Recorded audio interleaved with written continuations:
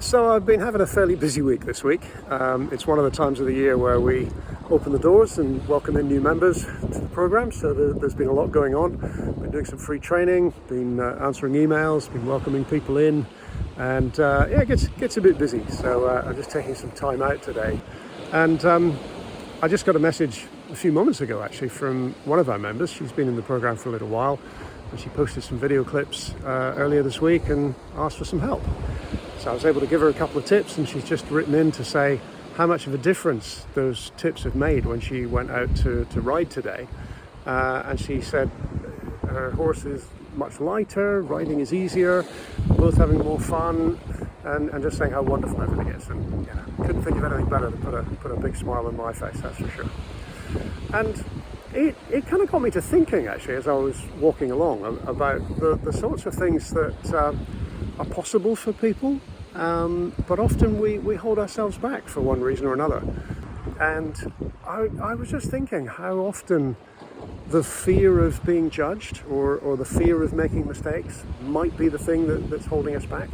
Because none of us is born knowing how to do things like ride horses.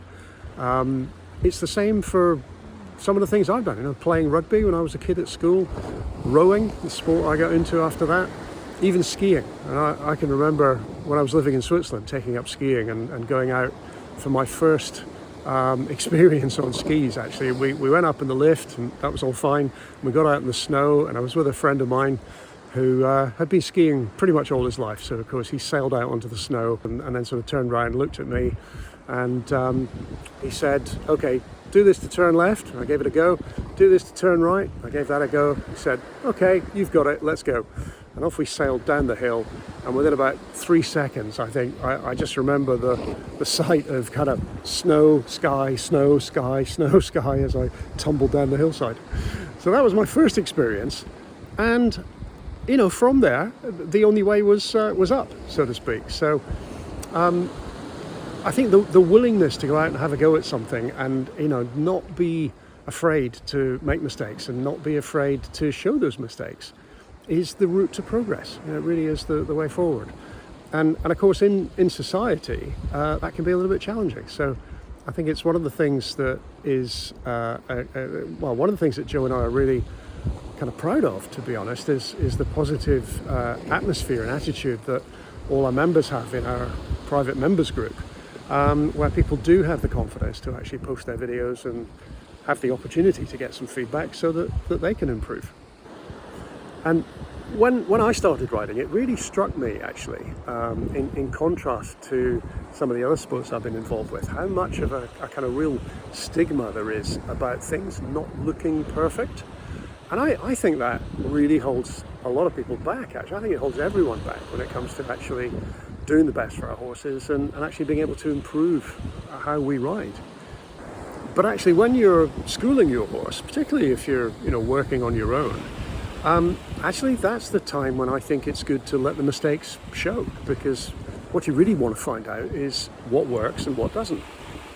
And if you're always covering things up, if you're using both hands, both legs, body weight, all the aids that you can all at once, and just preventing the slightest kind of deviation or appearance of a mistake from occurring, we never get the chance to find out what actually works and what needs improving.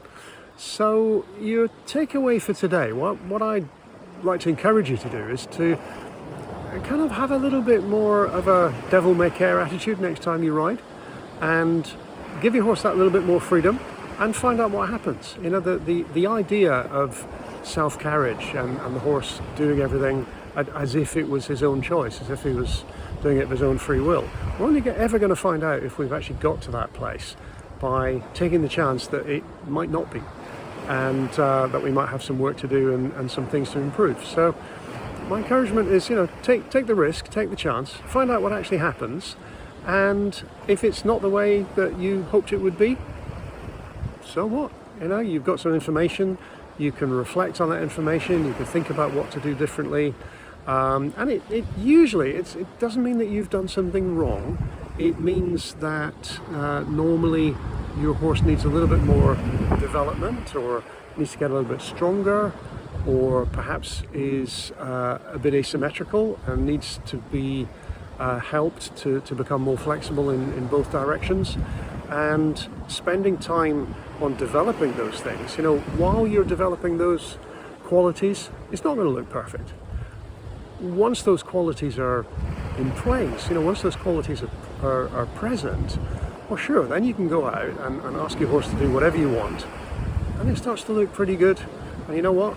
It feels better for us, and it feels a heck of a lot better for them as well. So I'm Derek Clark. Wherever you're watching, why not scroll down, leave me a comment, and let's have fun with our horses this week.